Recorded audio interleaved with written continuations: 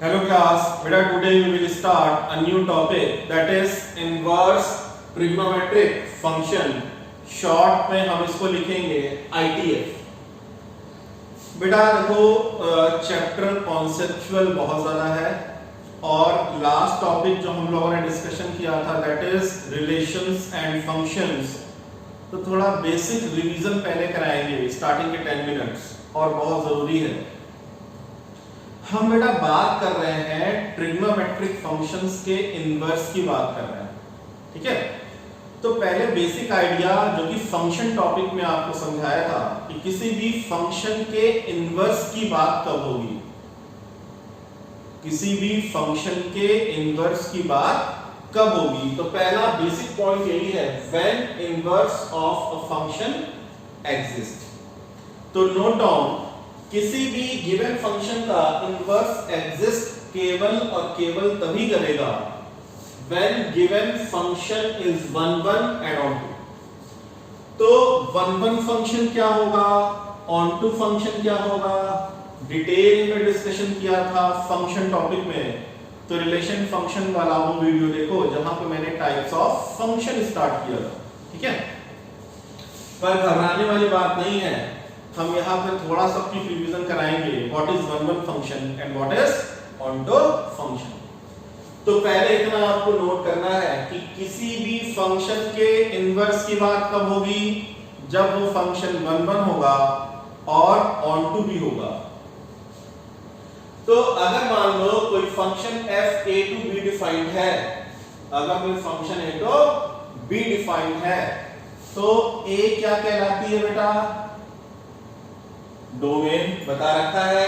Left hand side वाला set domain होगा, B set को क्या बोलते हैं, कोडोमेन. बी सेट क्या होगा, कोडोमेन.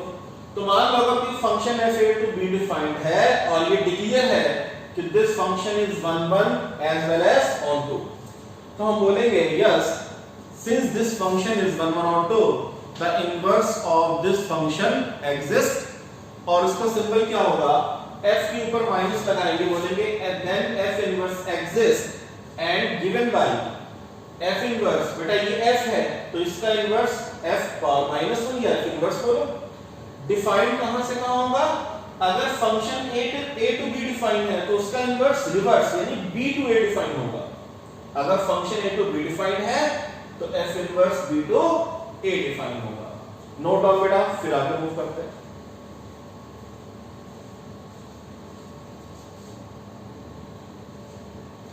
क्लास एक छोटा सा बेटा मैंने एग्जांपल लिया, मैंने लिया let f a to b. ठीक है, एक फंक्शन डिफाइन किया. तो सबसे पहले आप बताओ बेटा क्या ये फंक्शन जो एरो डायग्राम बना है क्या ये फंक्शन 1 1 ऑन 2 है. तो 1 1 में क्या चेक करते थे कि डोमेन में जितने भी डिफरेंट एलिमेंट्स हैं, डोमेन में जितने भी अलग अलग एलिमेंट्स हैं, हर एक डिफरेंट एलिमेंट की अपनी एक डिफरेंट इमेज होनी चाहिए.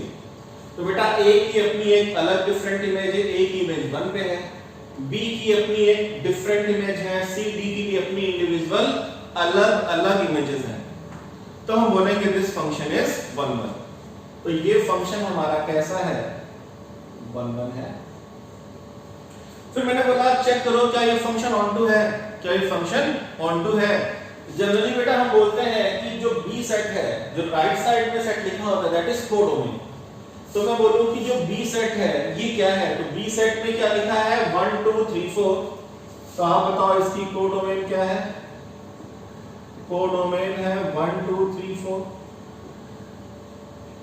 और अगर मैं बोलूं कि इस फंक्शन की रेंज बताओ क्या है, तो हमने ये सिखाया था कि रेंज होता है collection of images. What is range, collection of images. मतलब A की इमेज 1 पे है तो कलेक्शन ऑफ इमेजेस करना स्टार्ट करो, क्या आएगा 1. बेटा 2 भी इमेज बन रही है, 3 पे भी इमेज फॉर्म हो रही है, 4 पे भी इमेज फॉर्म हो रही है. तो इसकी रेंज भी क्या आ गई 1 2 3 4. तो शॉर्ट फॉर्म में लिखाया था कि कोडोमेन बराबर रेंज.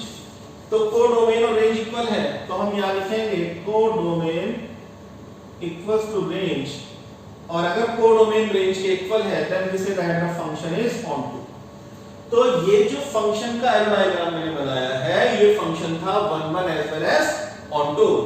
तो हम बोलेंगे यस ये फंक्शन 1 1 ऑन टू है तो इसका इनवर्स एग्जिस्ट करेगा और वो डिफाइन कहां से होगा, रिवर्स ऑर्डर में, यानी b to a। तो इसके इनवर्स को हमने कैसे रिप्रेजेंट किया, बस केवल b सेट को पहले लिख दिया, मतलब 1 2 3 4 और a सेट को बाद में लिखा, दैट इज abcd। बेटा अब रिवर्स ऑर्डर में वैसे एरो बनाएंगे जैसे a का एरो 1 पे था तो 1 का एरो a पे जाएगा, 1 का एरो a पे है, b का एरो 3 पे था, c का एरो 2 पे था तो c का एरो अगर 2 पे है तो 2 का एरो c पे जाएगा, मतलब 2 की इमेज c पे बनेगी रिवर्स ऑर्डर में। अब d की इमेज 4 थी तो रिवर्स ऑर्डर में 4 d पे मैपिंग करेगा और b की 3 पे थी तो बेटा 3 कहां पे मैप करेगा, b पे। तो अब अगर कोई फंक्शन 1 1 ऑन टू है तभी उसका इनवर्स एग्जिस्ट करेगा और अगर फंक्शन 1 1 ऑन टू नहीं है, ठीक है, 1 1 है ऑन टू नहीं है तब भी एग्जिस्ट नहीं करेगा, ऑन टू है 1 1 नहीं है तब भी एग्जिस्ट नहीं करेगा, एग्जिस्ट केवल और केवल तभी करेगा जब फंक्शन 1 1 और ऑन टू होगा। तो यहाँ पे एक चीज हमने चेक करी कि हाँ ये फंक्शन 1 1 ऑन टू था तो इसका इनवर्स एग्जिस्ट कर दिया। अच्छा क्या चीज इंटरचेंज हुई,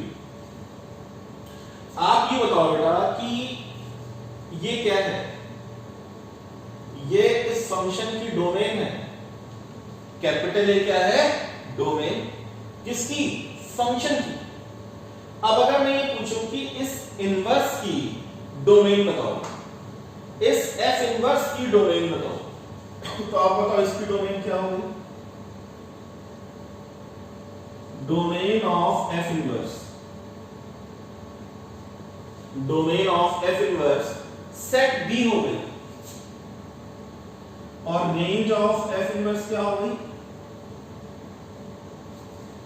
f इनवर्स की रेंज की बात कर रहा हूं तो f इनवर्स की रेंज क्या हो गई, collection of images that is abcd, मतलब पूरा का पूरा सेट A हो गया,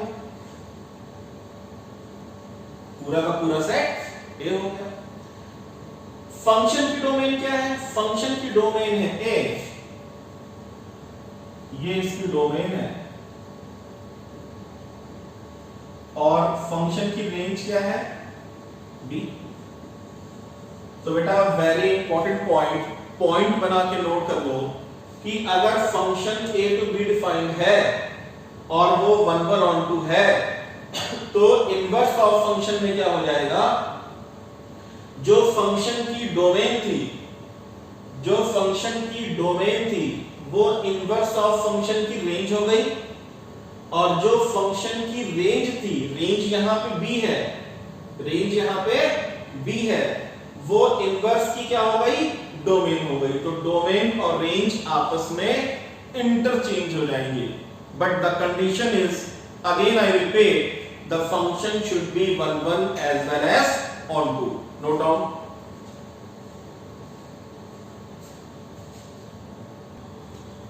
क्लास बेटा आपने ये तो नोट कर लिया कि फंक्शन का 1 1 ऑन टू होना कंपलसरी है किसी भी फंक्शन का इनवर्स एग्जिस्ट करने के लिए। तो बेटा एक दो एग्जांपल से फटाफट हम ये सिखा दें कि ऐसा होता क्यों है, क्यों हम ऐसा बोलते हैं कि इनवर्स एग्जिस्टेंस के लिए 1 1 ऑन टू का होना कंपलसरी है। चलो बेटा फर्स्ट एरो डायग्राम देखो, ये एक function f a to b एक फंक्शन को रिप्रेजेंट करता है।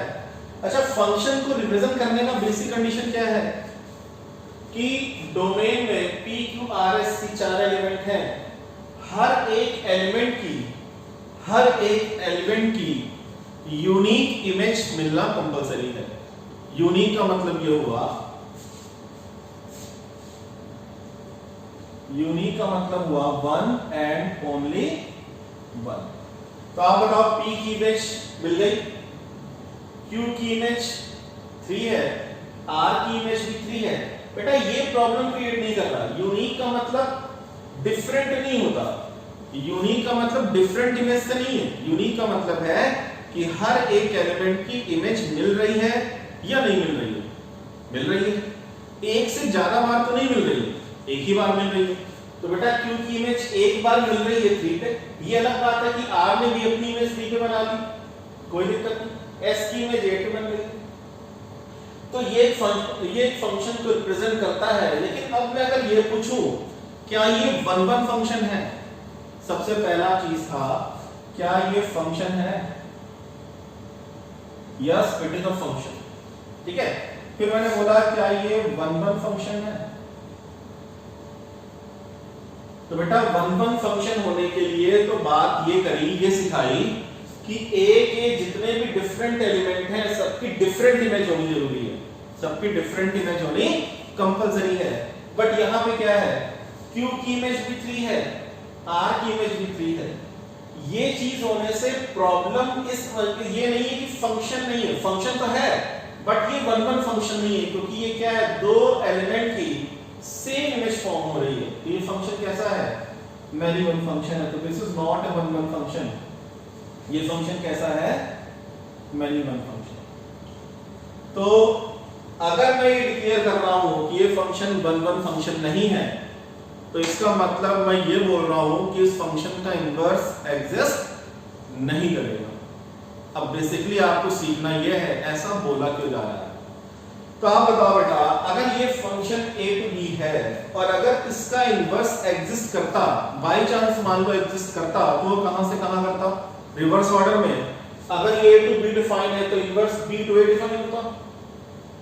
तो b सेट में 1 3 8 लिखा हमने, ठीक है, और a सेट में p q r s। बस इस डब्बे को इधर रख दो, इस डब्बे को आप इधर रख दो, और मैपिंग p की 1 पे थी तो 1 p पे जाएगा। अच्छा q कहां पे था, 3 पे, तो 3 कहां जाएगा, q पे।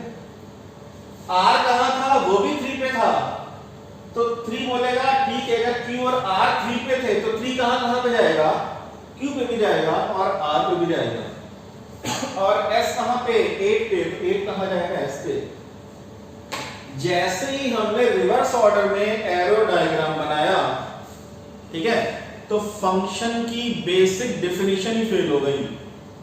मतलब आप बताओ क्या ये एरो डायग्राम फंक्शन को रिप्रेजेंट करता है?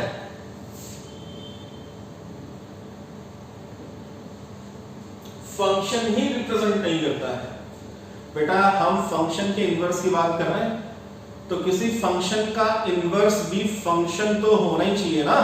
तो ये एरो डायग्राम तो फंक्शन ही रिप्रेजेंट नहीं कर रहा। क्यों नहीं कर रहा है?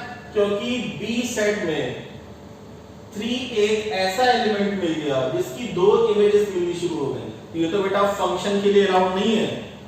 तो आप बताओ ये फंक्शन मैनी वन था, तो अगर कोई फंक्शन मैनी वन होगा तो यहाँ पे बहुत सारे एलिमेंट्स की इमेज एक फॉर्म हो रही होगी। तो रिवर्स ऑर्डर में हमेशा क्या होगा कि यहाँ पे एलिमेंट ऐसा मिलेगा जिसकी बहुत सारी इमेजेस मिलनी शुरू हो जाएंगी, तो वो फंक्शन की डेफिनेशन को ही फेल कर देगा। इसका मतलब कि अगर फंक्शन मैनी वन हुआ, मतलब अगर वन वन ना हुआ, तो उसके इनवर्स एग्जिस्ट होने का उसके इनवर्स एग्जिस्ट ना होने का जो मेन रीजन है वो क्या है कि रिवर्स ऑर्डर में इनवर्स की बात छोड़ दो, वो फंक्शन ही डिफाइन नहीं होगा। समझ में आ रहा है बेटा? Note down.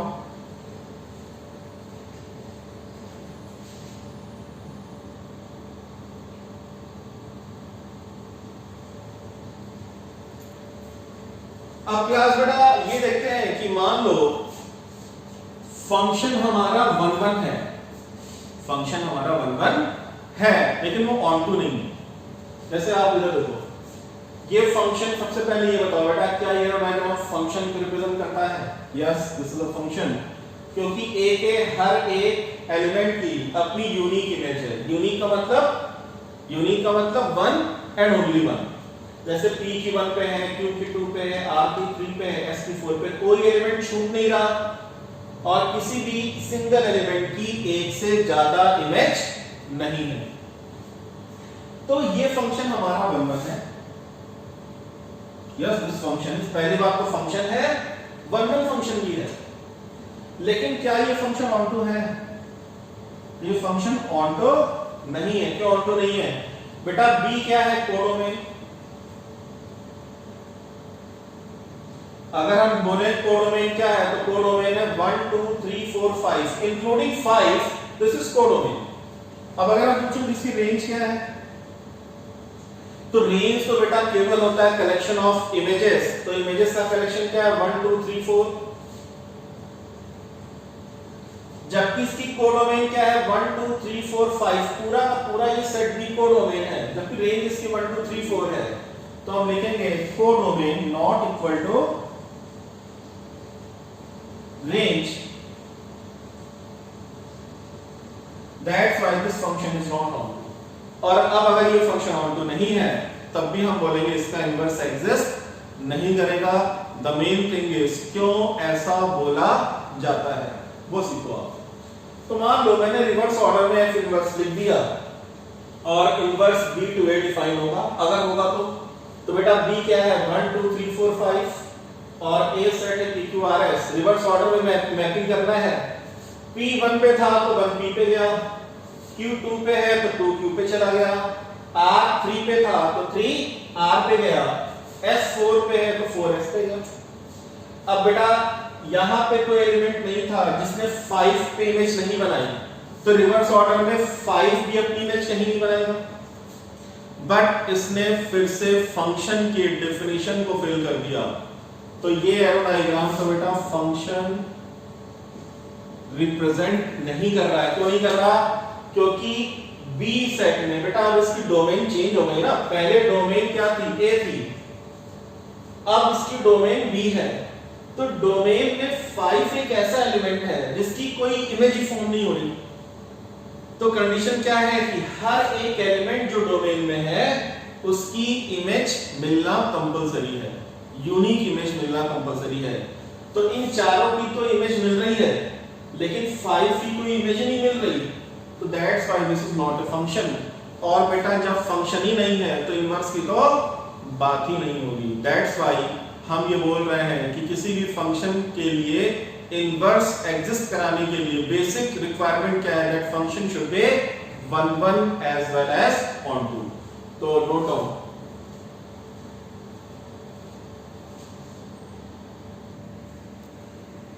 क्लास बेटा बेसिक आइडिया हम लोगों ने सीख लिया कि फंक्शन का इनवर्स एग्जिस्ट तभी करेगा जब वो फंक्शन 1 1 ऑन टू होगा।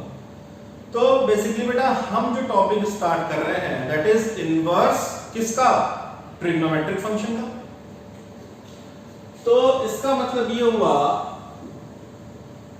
कि यहां पे फंक्शन हमारा ट्रिग्नोमेट्रिक है। तो अगर ट्रिग्नोमेट्रिक फंक्शन का इनवर्स एग्जिस्ट करता या करना चाहिए तो ट्रिग्नोमेट्रिक फंक्शन कैसा होना चाहिए, 1 1 और 2। बात समझ में आ गई? मैंने बोला किसी भी फंक्शन का इनवर्स एग्जिस्ट तब कब करेगा जब वो पर्टिकुलर फंक्शन 1 1 और 2 हो। अभी डिटेल में डिस्कशन किया। तो यहाँ पे हम इनवर्स की बात तो कर रहे हैं बट किसकी, ट्रिग्नोमेट्रिक फंक्शन के इनवर्स की। तो इसका मतलब ट्रिग्नोमेट्रिक फंक्शन 1 1 और 2 होना चाहिए, लेकिन ऐसा नहीं है। ट्रिग्नोमेट्रिक फंक्शन तो मैनी वन है, ट्रिग्नोमेट्रिक फंक्शन तो मैनी वन फंक्शन होता है। कैसे मैनी वन फंक्शन होता है बेटा, मैंने एक एग्जांपल लिया sin x का। टोटल 6 t फंक्शन है, 6 trigonometric function, sin cos tan cosec secant cot। तो एक एग्जांपल सीखते हैं। मान लो y sin x फंक्शन दिया, तो ये sin x का ग्राफ है। sin 0 डिग्री पे वैल्यू बेटा x एक्सिस पे आप क्या फॉर्म करते हो, x एक्सिस पे एंगल्स और y एक्सिस पे उन एंगल के कॉरस्पॉन्डिंग जो वैल्यू कैलकुलेट होके आती है। तो sin 0 डिग्री पे वैल्यू क्या मिलेगी, 0। sin पाई बाय 2 का मतलब 90 डिग्री, तो अगर x की वैल्यू पाई बाय 2 पुट करेंगे तो sin 90 डिग्री क्या होगा, 1। तो पाई बाय 2 पे वैल्यू कितनी है, 1। y एक्सिस पे बेटा वैल्यू, x एक्सिस पे एंगल्स, पाई बाय 2 पे वैल्यू 1। पाई का मतलब 180 डिग्री, तो 180 डिग्री पे वैल्यू क्या है, 0। 3 पाई बाय 2 मतलब 90 into 3 270, तो 3 पाई बाय 2 पे वैल्यू बेटा नीचे, यानी ये वाली वैल्यू ये कितनी है, -1। देखो -1, ये वाली वैल्यू कितनी है, -1। ऐसे ही 2 पाई पे 0 और 5 पाई बाय 2 पे फिर से वैल्यू कितनी मिलेगी, 1 मिलेगी। ये सारी चीजें बेटा क्लास 11 की है। तो जिस बच्चे को क्लास 11 का ट्रिग्नोमेट्री डिटेल में पढ़ना हो तो क्लास 11 की प्लेलिस्ट में चला जाएगा ट्रिग्नोमेट्री टॉपिक में, वहां डिटेल में डिस्कशन किया गया है और अच्छे से क्लियर हो जाएगा। तो आप बताओ बेटा, अगर मैं बोलूं कि साइन पाई बाई 2, तो आप बोलोगे इक्वल टू 1, साइन 90 डिग्री की वैल्यू 1। फिर मैंने बोला sine 5 pi by 2, sine 5 pi by 2 की भी वैल्यू कितनी है 1। ये बेटा सेम हाइट होगी, क्योंकि साइन एक्स की मैक्सिमम वैल्यू +1 होती है, साइन एक्स की मैक्सिमम वैल्यू +1 होती है और मिनिमम वैल्यू -1 होती है। मतलब ग्राफ 1 के ऊपर नहीं जाएगा, ना ग्राफ -1 के नीचे आएगा। तो अगर मैं ये बोलूं कि sin पाई बाई 2 की वैल्यू क्या है 1, sin 5 पाई बाई 2 की वैल्यू क्या है अगेन 1, तो ऐसे बेटा ग्राफ अभी एंड नहीं है, ग्राफ तो फिर से मूव करता चला जाएगा। तो आप बताओ 1 वैल्यू sin की वैल्यू 1 क्या हमें केवल 90 डिग्री में मिलेगी? ऐसा जरूरी नहीं है, पाई बाई 2 पे मिलेगी, फिर कहां मिलेगी 5 पाई बाई 2 पे मिलेगी।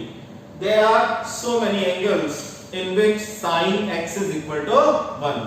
तो इसका मतलब ये फंक्शन कैसा हुआ, ये फंक्शन हो गया many 1, यानी बहुत से ऐसे एंगल मिलेंगे जहां पे sin की वैल्यू 1 होगी। इधर पे देखो -3 पाई बाई 2 की वैल्यू कितनी है 1, -3 पाई बाई 2 की वैल्यू क्या है 1। या आप ऐसे देख लो, बताओ sin 0 डिग्री क्या है, sin 0 डिग्री 0 है। फिर sin 180 डिग्री क्या है अगेन 0। फिर sin 2 पाई क्या है अगेन 0। इसका मतलब ये हुआ कि हमें डिफरेंट एंगल्स पे वैल्यूज सेम मिल सकती हैं, सेम मिल रही हैं। तो ट्रिग्नोमेट्रिक फंक्शन हमारा भयानक मैनी वन फंक्शन है, वन वन फंक्शन नहीं है। तो बेटा ये बताओ कि अगर ये फंक्शन हमारा, हमने ये बोला कि मैनी वन है, मैनी वन क्यों है बेटा, क्लियर हो गया।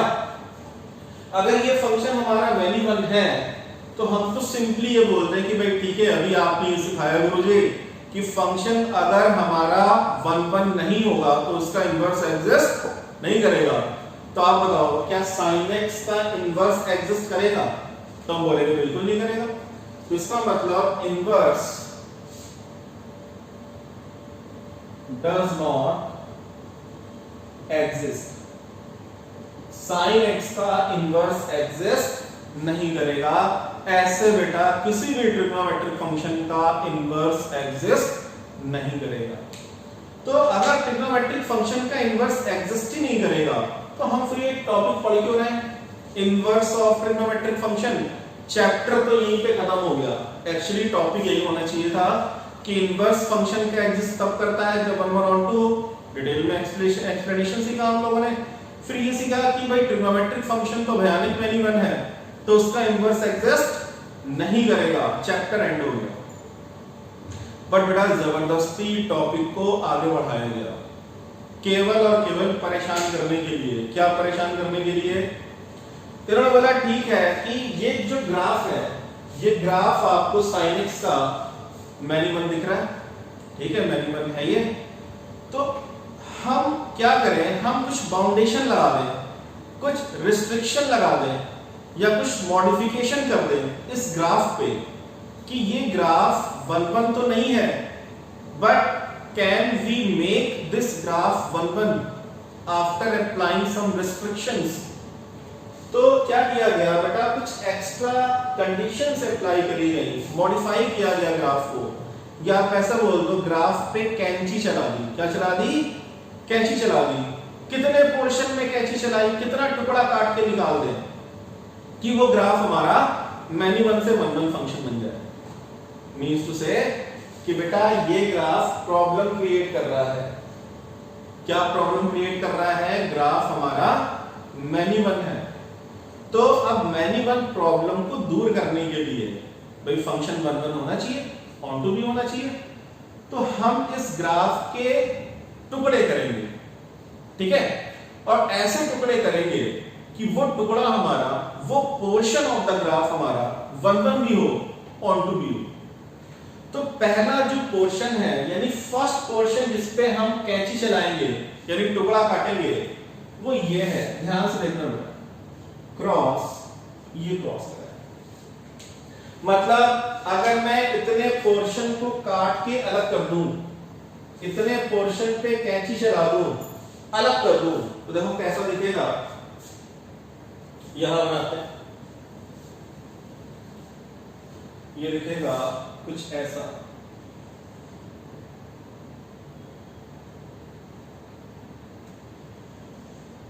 ये बेटा कुछ ऐसा ग्राफ दिखेगा, किसके बीच में, बिटवीन -π/2 टू π/2। बट ध्यान रहे बेटा, जो भी हमें पोर्शन कट करना है उसकी मैक्सिमम और मिनिमम वैल्यू कट नहीं होनी चाहिए, क्योंकि sin x के ग्राफ को हम डिवाइड कर रहे हैं अलग अलग पोर्शन में, तो sin x का मैक्सिमम मिनिमम थोड़ी ना चेंज हो जाएगा। तो sin x की मैक्सिमम वैल्यू 1 और sin x की मिनिमम वैल्यू -1, तो -1 से 1 का पोर्शन एक ये मिल रहा है।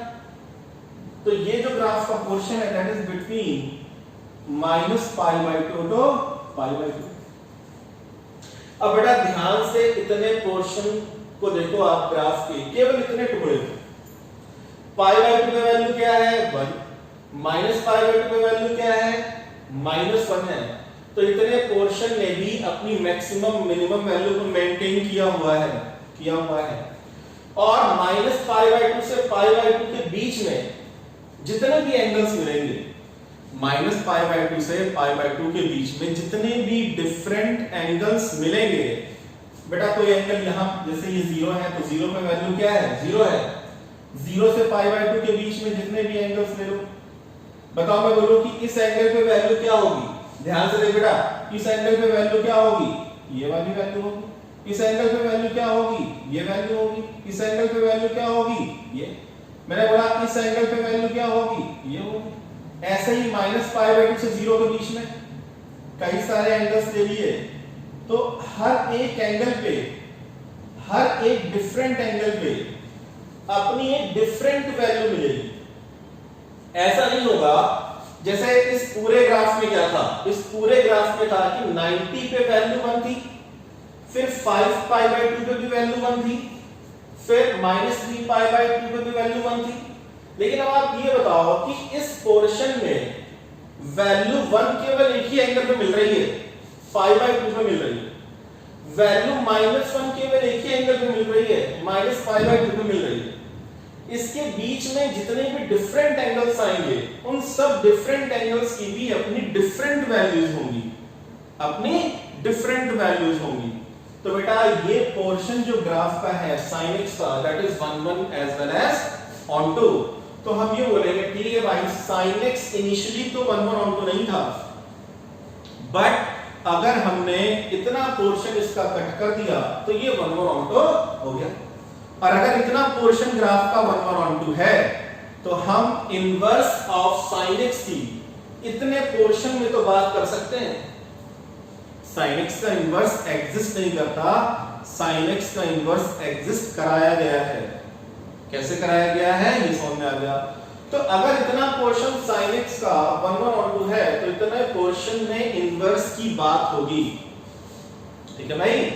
तो अब कोई बच्चा बोलेगा ठीक है सर, आपने बोला कि मैक्सिमम मिनिमम वैल्यूज मेंटेन रहे, तो आप अब यहां से आ जाओ, यहां पे वैल्यू क्या है, π/2 पे वैल्यू क्या है, ध्यान से देखिएगा, π/2 पे वैल्यू क्या है 1, ठीक है, और 3π/2 पे वैल्यू क्या है -1, 3π/2 पे वैल्यू -1 है।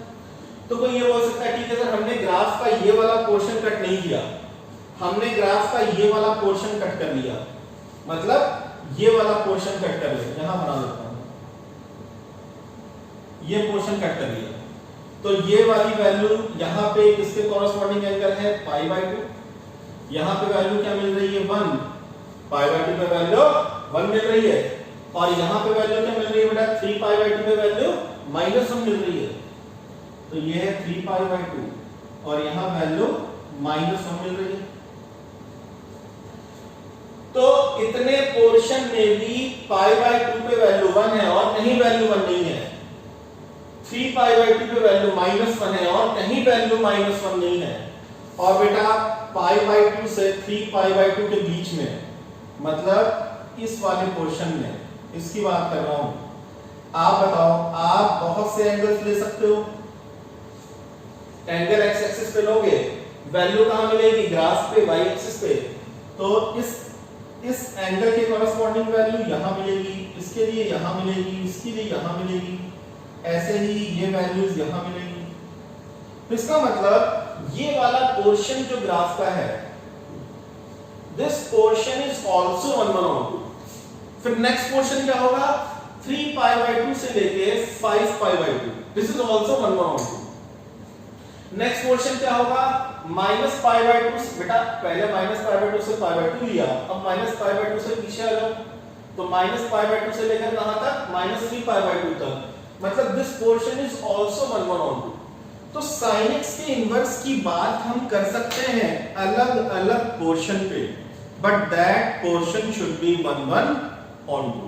तो ये जरूरी नहीं है कि पोर्शन हमारा माइनस पाई बाय 2 से पाई बाय 2 ही लिया जाए। We can take also pi by 2 to 3 pi by 2, 3 pi by 2 to 5 pi by 2, minus pi by 2 to minus 3 pi by 2। But जो प्रिंसिपल ब्रांच होगी, जो मेन ब्रांच हम लेंगे, जो कंसीडर करेंगे, that is minus pi by 2 to pi by 2, minus pi by 2 to pi by 2। तो हम sin x के इनवर्स की बात, sin x के इनवर्स की बात करेंगे अपने पूरे टॉपिक में, कहां से कहां तक, माइनस पाई बाय 2 से पाई बाय 2 तक। बात पकड़ में आ रही है। अब अगर मैं आपसे पूछूं कि माइनस पाई बाय 2 से पाई बाय 2 के अलावा कोई और ब्रांच बताओ जहां पे sin x का इनवर्स एग्जिस्ट करता हो, तो आप बताओगे कि ठीक है, पाई बाय 2 से 3 पाई बाय 2 ले लो, या 3 पाई बाय 2 से 5 पाई बाय 2 ले लो। बट अगर किसी ने आपको पर्टिकुलर एंगल की बात नहीं करी, उसने ये बोला बताओ sin x का इनवर्स कहां एग्जिस्ट करेगा, तो वो आपसे ये पूछना चाह रहा है कि sin x के इनवर्स की प्रिंसिपल ब्रांच बताओ, मेन ब्रांच बताओ, that is minus pi by 2 to pi by 2। तो हम जितने भी हम sin x के इनवर्स की बात करेंगे पूरे चैप्टर में, माइनस पाई बाय 2 से पाई बाय 2 के बीच में। पाई बाय 2 पे वैल्यू क्या मिलेगी, 1, माइनस पाई बाय 2 पे वैल्यू क्या मिलेगी, -1। Note down class.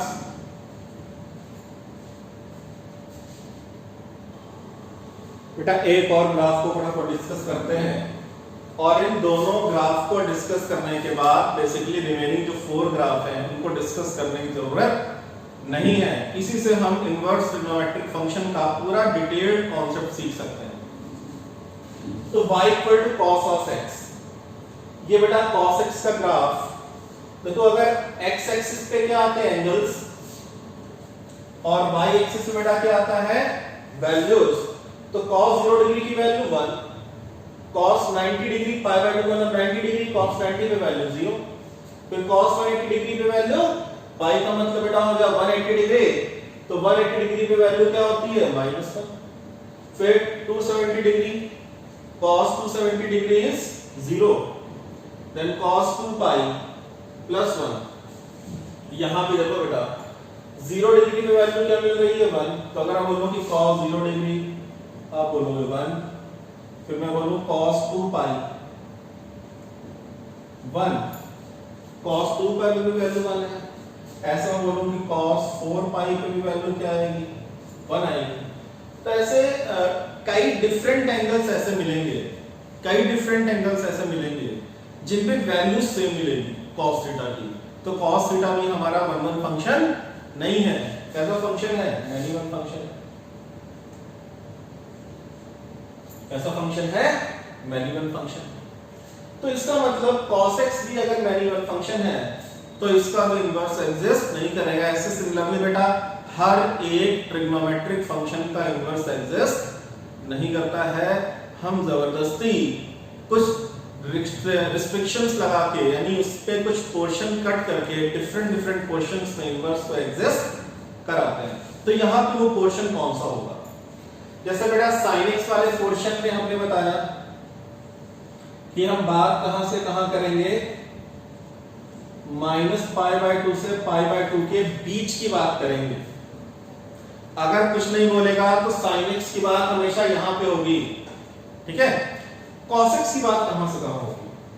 तो एक चीज बेटा नोट करो फिर से, cos x की मैक्सिमम वैल्यू 1 और cos x की मिनिमम वैल्यू -1, cos x की मैक्सिमम वैल्यू +1, cos x की मिनिमम वैल्यू -1 जो sin x की होती है।